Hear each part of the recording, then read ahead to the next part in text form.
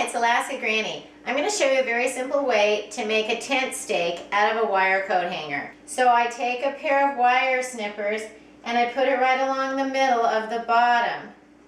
And then I'm not strong enough to do this, so what I usually do is just take a hammer and hit on it. Then it already has this loop in it. So I go up here and I do it again.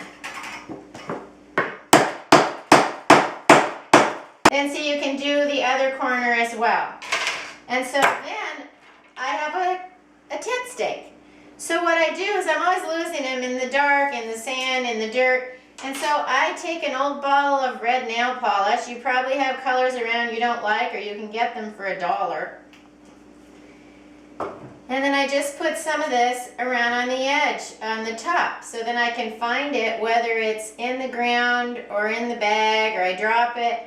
I can spot it because the red will show up against dirt, and I've lost these. I don't care if I lose these, and I can spot them. Then you just lay it on a piece of wax paper and it'll dry, and then you have a tent stake with a little red tip that you can find.